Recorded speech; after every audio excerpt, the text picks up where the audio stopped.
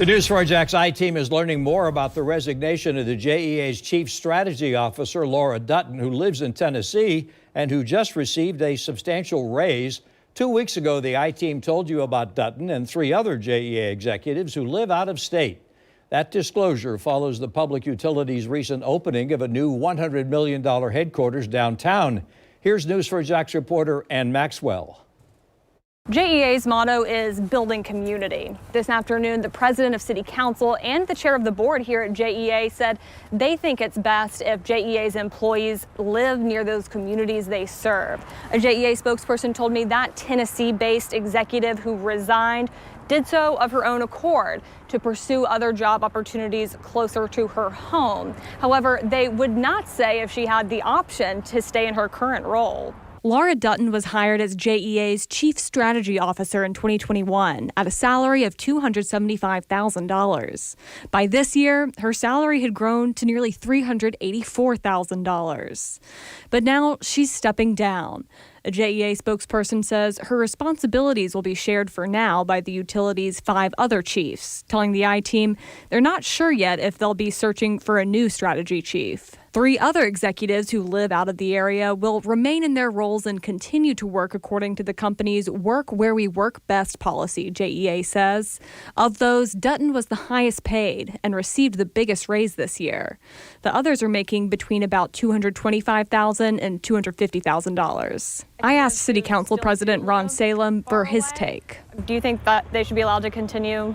Well, I mean, that's up to the CEO and the board, but I'm of the philosophy that executives ought to be able to come into work on a routine basis. JEA CEO Jay Stowe was asked about executives living out of state at a utility board meeting Tuesday.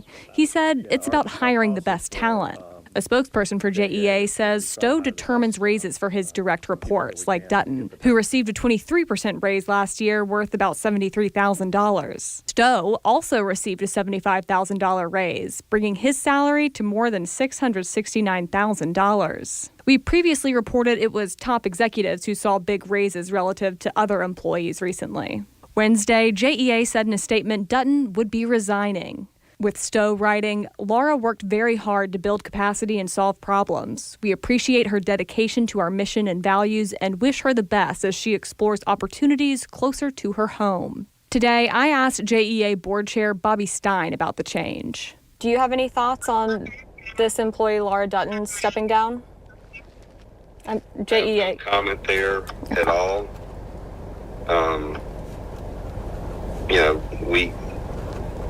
It's a situation that her decision, and I have no other comment. Do you know if she was pressured to resign?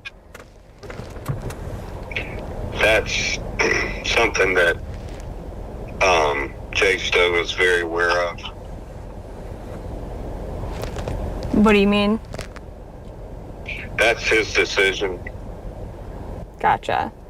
And JEA's been in the headlines a lot. I'm sure you know, 2 former executives on trial, stories about $70,000 plus raises for executives. There's a rate hike looming, stories about leaders living out of state. How do you feel about how JEA is being managed right now? I think our balance sheet is one of the strongest in the country. Our rates are some of the lowest in the country. There are things we need to work on. But I think J.D. Powers gave us, I think, the best in the Southeast as far as service. So as far as those situations are concerned, I think we do a very good job. Like any organization, we have a lot of work to be done. And the reason is we want to be best in class. Ann Maxwell, Channel 4, the local station.